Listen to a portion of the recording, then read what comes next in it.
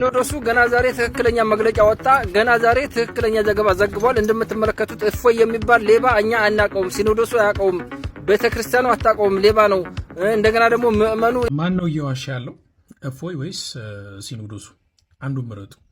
እፎይ ያልዋሸ የምትሉ ከሆነ ሲኖዶሱ ዋሽቷል እያላችሁ ነው።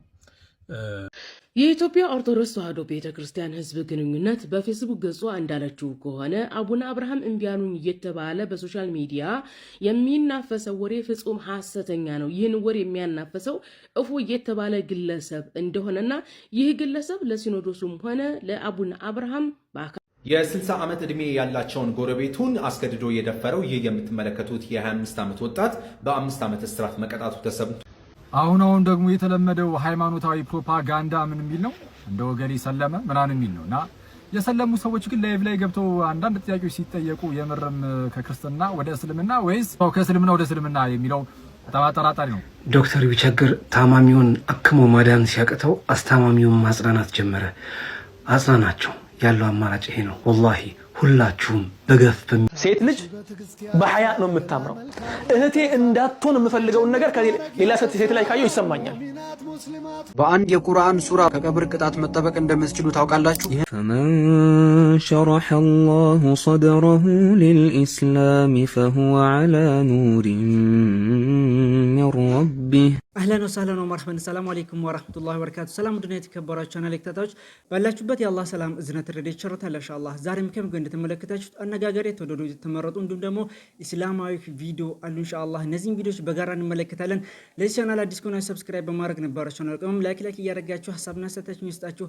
እስከ ፕሮግራማችን ፍጻሜ አብራችሁን ቆዩ ኢንሻአላህ። ለእስላማዊ ቻናል ላይክ መስጠትለም እጅግ አስደሳች መረጃ አለ። እንግዲህ በእፎይ ዙሪያ አዲስ ከሲኖዶስ እንግዲህ የወጣ መግለጫ አለ ማለት ነው። ቤተክርስቲያኑ እንደማያውቀው ጭምር አክቲቪስትም እንደሆነ ስለዚህ እንግዲህ ወንጀለኛ እንደሆነ ተረጋግጧል ማለት ነው። ከዚህም በፊት የተለያዩ እስላማዊ ተቋማት ወንጀለኛ ነው ተብሎ እንግዲህ እየተፈለገን ያለው እስካሁን ድረስ ተደብቋል። ነገር ግን በይፋ ቤተክርስቲያኗ እንግዲህ አዲስ መግለጫ አውጥታለች። አሁንስ ታምናላችሁ አታምኑ? እንግዲህ በጭፍን የምትጠሩ ሰዎች አላችሁ። አሁን ቆም ብላችሁ ታስባላችሁ ብዬ አስባለሁ። ወይ ቤተክርስቲያናችሁን ሲኖዶሱን እንግዲህ ትጠላላችሁ ወይንም ደግሞ እፎይን ትጠላላችሁ። ከሁለት አንዱን ትመርጣላችሁ ብዬ አስባለሁ። ነገር ግን ትንሽ የሚያስብ ሰው እንደዚህ አይነት ተግባር አያስብም ብዬ አስባለሁ። ኢንሻአላህ ለማንኛውም አላብዛባችሁ፣ ቀጥታ ወደ ቪዲዮ አልፍኩላችሁ። የ60 ዓመት ዕድሜ ያላቸውን ጎረቤቱን አስገድዶ የደፈረው ይህ የምትመለከቱት የ25 ዓመት ወጣት በ5 ዓመት እስራት መቀጣቱ ተሰምቷል። ራሳቸውን መከላከል በማይችሉበት ሰዓት በሌሊት ቤታቸውን ሰብሮ በመግባት ነው የ60 ዓመት ዕድሜ ያላቸውን አዛውንት አስገድዶ እንደደፈረው የፖሊስ መረጃ የሚያመላክተው። በዚህ መሰረት ፍርድ ቤት በ5 ዓመት እስራት እንዲቀጣ ውሳኔ ያሳልፎበታል። እንግዲህ ሀገራችን እንደዚህ ነገራቶች እየተበራከቱ ነው፣ ወንጀሎች እየበዙ ያለበት ሁኔታ ነው። የ60 ዓመት እንግዲህ አዛውንቷን ጭምር በመድፈር 5 ዓመት ብቻ ነው የታሰረው። ምንድን ነው ይሄ? ተገቢ ነው ብላችሁ ታስባላችሁ? ህጋችን ካልተሻሻለ እንደዚህ ነገራቶች እየተበራከቱ ህፃናቶች እየተደፈሩ እየተገደሉ ያለበት ሁኔታ ነው። በጣም እጅግ የሚያሳዝን ነገር ነው። ይሄ ደግሞ ለየት ብሎ አዛውንት ትልቅ ሰው ነው የደፈረው። ነገር ግን ስታዩት ወጣት ነው። በዛ ልክ ደግሞ 5 ዓመት ነው። ወንጀለኞችን የማበርከት እንዲሁም ደግሞ የማስፋፋት ስራ ነው እየሰራን ያለ ነው ብዬ አስባለሁ። በዚህ ጉዳይ ላይ የሰማችሁን ሀሳብ አቅርቡ። ወደ ላይኛው ቪዲዮ አለፍኩላችሁ። በአንድ የቁርአን ሱራ ከቀብር ቅጣት መጠበቅ እንደምትችሉ ታውቃላችሁ? ይህንን ቪዲዮ በደንብ ሼር፣ ኮፒ ሊንክ፣ ሪፖስት እያደረጋችሁ ከመጨረሻው ድረስ ተመልከቱት። አንድ ሰው ከሞተ በኋላ ወደ መቃብር ይሄዳል። ከዛም የቀብር ጠያቂዎቹ ይመጡና ጥያቄያቸውን ለመጠየቅ ሲሞክሩ ይህንን ሰው በርቀት ሆነው ጥያቄያቸውን እንዲጠይቁ ይደረጋሉ። ምክንያቱም ይህ ሰውዬ በተደጋጋሚ አንድን ሱራ ሲቀራ ስለነበረ። ሱራውም ስም ሱረቱል ሙልክ ይባላል። ኢንሻአላህ ይህንን ሱራ ማታ ማታ ሁል ጊዜ መቅራታችሁን እንዳትረሱ። ሰላም አለይኩም ወራህመቱላሂ ወበረካቱ።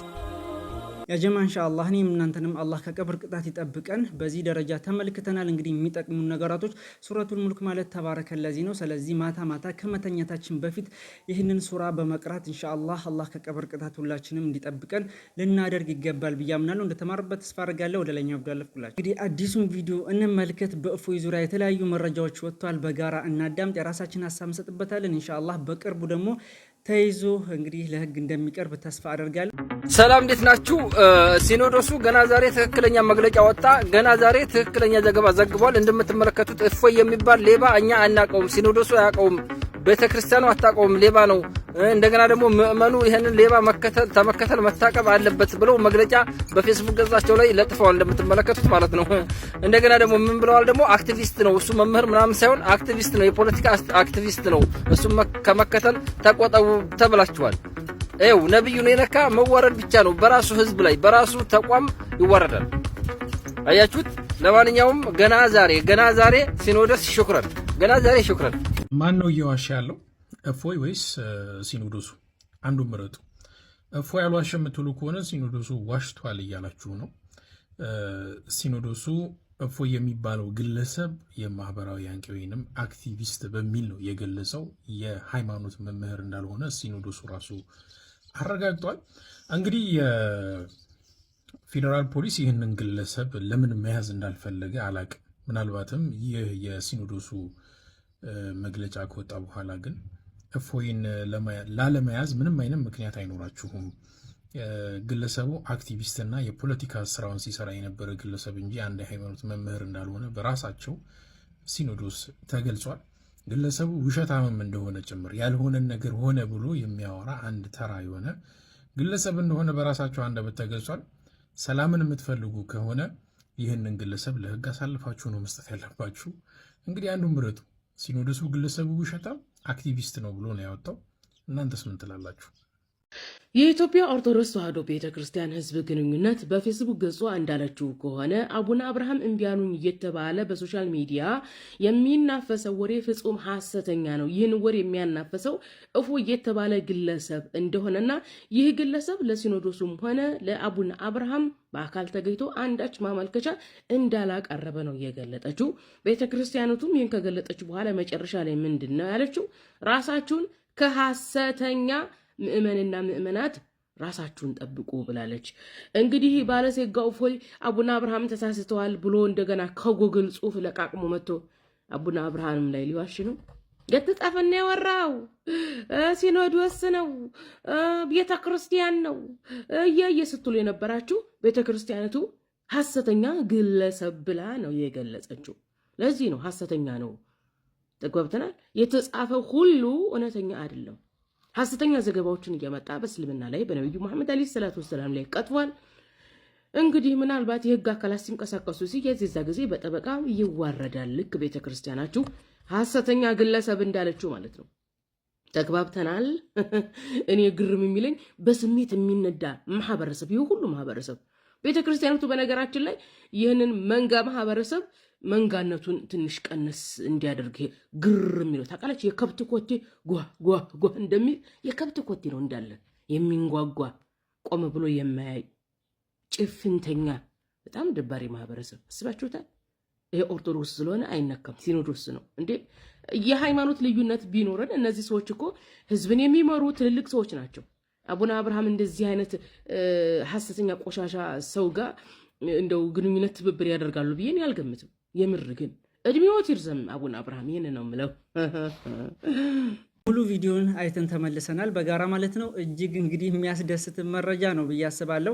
ነገር ግን እንደዚህ አይነት ቀጣፊዎች እያበረከትን ያለንበት ሁኔታ ነው። በተለይ እኛ ሙስሊሞች ትናንትና ሙዓዝ ነዚፍ ያስተላለፈው እጅግ ጥብቅ መልእክት አለ፣ ሁላችንም ልናዳምጠው ይገባል ብዬ አስባለሁ። እኔም ለቅቄዋለሁ፣ የተለያዩ ሶሻል ሚዲያ ላይ ሲሽከረከር ነበር ማለት ነው። ከዚህ በኋላ ያው ምክንያት ያላቸው አይመስለኝም። ክርስቲያኗ ሲኖዶሱ ማለት ነው እኛ እንደማይወክል ብለው የተለያዩ ሀሳባቸውን መግለጫቸውን አስፍረዋል ማለት ነው። ስለዚህ ወንጀለኛም ጭምር ነው። እንዲሁም ደግሞ ይህ አክቲቪስት የፌስቡክ የተለያዩ የሚዲያ አክቲቪስት ነው እንጂ አስተምሮት የለውም፣ እንዲሁም ደግሞ በእኛ ስር አይደለም እውቅናም የለውም ብለዋል ማለት ነው። ብዙዎቻችሁ እሱም ብላችሁ እንዲሁም ከኪታባችሁ ነው ከቁርአናችሁ ነው አንስቶ ብዙ ነገር ሲል የነበረው። ስለዚህ እሱ ጥፋተኛ አይደለም ስትሉ ብዙ ሰዎች ስትቀባጥሩ ነበረ።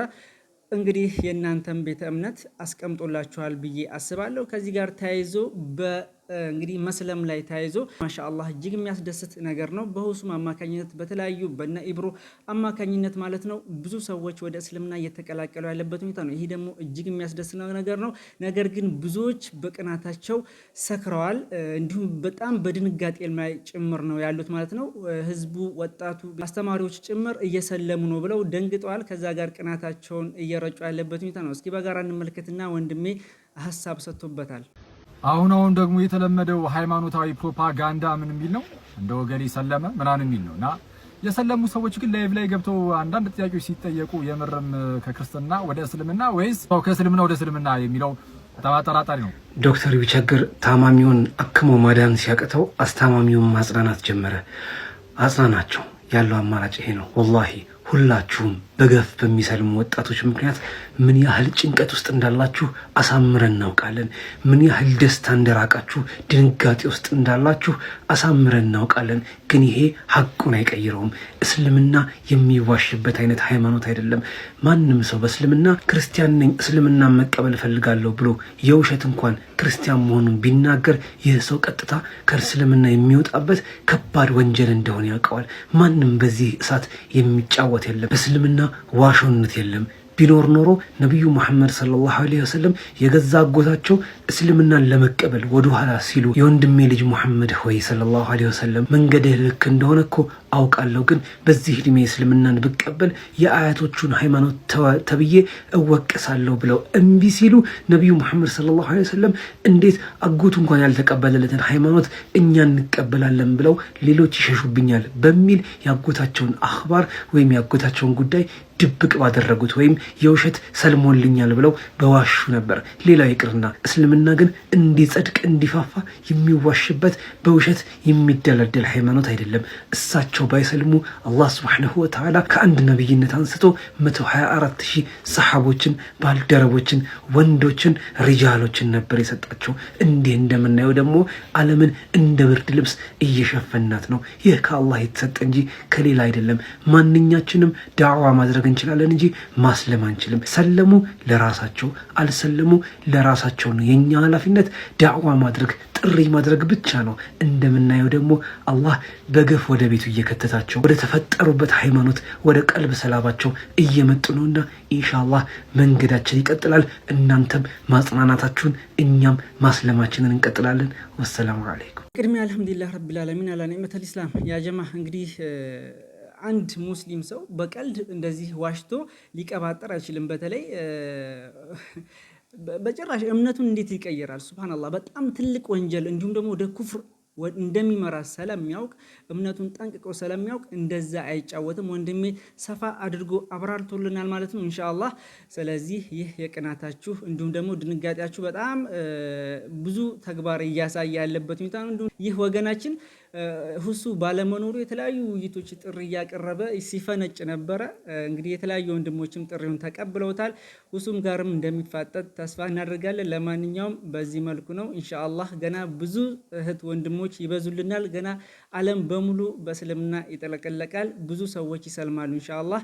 እና ከዚህ ጋር ተያይዞ ሁሉም ሰዎች በተለይ ሙስሊሞች ሊመለከቱት ልንመለከተው የሚገባ አንድ የወንድማችን ሙአዝ ጋር ተያይዞ ቪዲዮ አለ ማለት ነው። እንዲሁም ለሴት ልጅ ክብር እንዳለው 8 እህቶችም ጭምር እንዳለው አንስቶልናል ማለት ነው። ምክንያቱም ከተናንትናው ሀሳብ ጋር ቪዲዮ ጋር ተያይዞ ብዙ ሰዎች እየተቹ ስለሆነ ማለት ነው።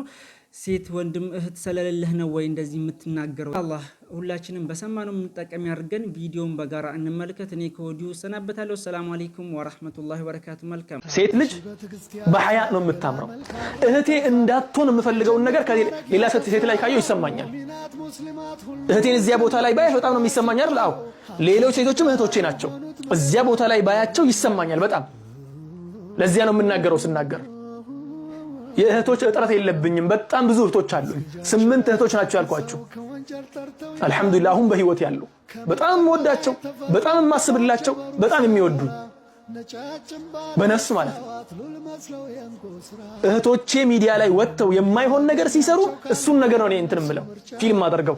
እነኚህ እህቶቼ ወጥተው መልካም መጥፎ ነገር ቢሰሩ ምንድነው ፊልም አደርገው? ምክንያቱም ሴቶች በአጠቃላይ የሙስሊም ሴት ሲባል እህቶቼ ናቸው። ያ ነገር ነው የሚሰማኝ። ስለዚህ በጣም አክት አታድርጉ። የሆነ ለሴት ያሰባችሁና አትምሰሉ። መልካም ሴቶች አሉ። አብዛኛው ሚዲያ ላይ ጥሩ ነገር እየሰሩ ያሉ ሴቶችም ማሻአላህ ተባረከ الرحمن መስጂድ እያስገነቡ ያሉት ምን እየሰሩ ያሉት እየለፉ ያሉት እነሱም ሴቶች ናቸው። ማሻአላህ ተባረከ الرحمن እንዲሁም ቁድዋ መሆን ያለባቸው እነሱ ናቸው። መስጂድ የሚያስገነቡትን መልካም ነገር የሚያሰሩትን ጥሩ ነገር ላይ የሚቆሙትን ደርስ ሲሰጥ መጀመሪያ ሮጠው የሚገቡትን እየተናገርን ያለነው ግን ስለነሱ አይደለም። እነሱ የሚነኩ አይደሉም፣ እንቁ ናቸው እነሱ። ማሻአላህ ተባረከ الرحمن አላህ ይጨምርላቸው እነሱ። የእነሱ ስም እዚህ ጋር አይነሳም። ስለ ፍቅር ሲነገር ስለ ጥላቻ አይደለም የሚነገር፣ ስለ ፍቅር ብቻ ነው። ስለ መጥፎ ሰዎች ሲነገር ስለ መልካሙ አይደለም። ላ ክፋትን እያስፋፋ ያሉትን እየተናገርን ያለነው። ሰላት አንሰግድም፣ እነኚህ የኛን ስነ ምግባር የሚያበላሹ ሰዎችን እንከታተላለን። ሰላት አንሰግድም፣ ቁርአን ቀርተን አናውቅም ረጅም ጊዜ። ፈለስቲን ሲባል ምድሪቷ ትንቀጠቀጣለች እኛ ጋር ማለት ነው። ስለ ነብዩ ጉዳይ ሲነሳ ልቤ ውስጤ ይንገበገባል ይላል። ሰላት አይሰግድም። እነኚህ ሰዎችን ይከታተላል። አሁን ያለውን ሰዎች ማንን እየዋሸን ነው? ማንን እየዋሸን ነው? ወደ ራሳችን እንመለስ። ከራሴ ጀምሬ ወደ ራሳችን እስቲ እንመለስ። ሰላት ሳልሰግድ የትኛውን ነብይ ነው የምወደው? العهد الذي بيننا وبينهم الصلاة فمن تركها فقد كفر። እኔና እነሱ መካከል ያለው ሰው እና እነሱ መካከል ያለው ድንበር ሰላት ነው። ሰላት የተወሰው ከፍሯል፣ ከእስልምና ወጥቷል፣ ከሃዲ ነው አሉ። ሰላትን አንሰግድም ከፊሎቻችን። ከዚያስ እነኚህ እስላምን ለማጥፋት ሌት ተቀን እየለፉ ያሉ ሰዎችን ነው የምንከታተለው፣ ሼር የምናደርገው፣ ኮሜንት የምናደርገው። ደግሞ ስንስቅ እስከዚህ ድረስ ነው። ፈገግታ እኮ አይደለም አሃሃ ብለን ለጓደኞቻችን ሼር እናደርጋለን። ያንን ቪዲዮ ዲት እንሰራበታለን፣ ኮሜንት እናደርጋለን። ከዚያ በኋላስ አላህ ነስሩን ያምጣልን። አላህ ስብሓነሁ ወተዓላ ቁርአን ላይ ተናግሯል። ኢን ተንሱሩላህ የንሱርኩም ወዩተቢት አቅዳመኩም ኢንተሃ هذا وعد። ኢን ተንሱሩላህ አላህን ስብሓነሁ ወተዓላ በፈለገው መንገድ የምትሄዱለት ከሆነ ኢን ተንሱሩላህ ያዕኒ ኢን ተንሱሩ ዲነላህ የአላህን መንገድ የምትከተሉ ከሆነ መልካሙን ነገር የምትሰሩ ከሆነ ከመጥፎው ነገር የምትርቁ ከሆነ ጥሩን አላህ ያዘዘውን መንገድ የምትይዙ ከሆነ የንሱርኩም አሸናፊ ያደርጋችኋል። ወዩተቢት አቅዳመኩም የእናንተንም እግር ከረገጠበት እንዳይንቀሳቀስ ያረጋገዋል አለ። ወዩተቢት ሰባጅ ይሰጣችኋል፣ እርጋታን ይሰጣችኋል። አቅዳመኩም እግሮቻችሁ እንዳይወላውል፣ ልቦናችሁ እንዳይወላውል እርጋታን ይሰጣችኋል። እርጋታን የሚሰጠው ምን ስንሆን ነው? እንተንሱሩላህ ነው። እንተሃ እኛ ያለንበት ታች አራምባና ቆቦ ነው ጉዳዩ። ሌት ተቀን ግን የምንጮኸው ሌላ ነገር ነው።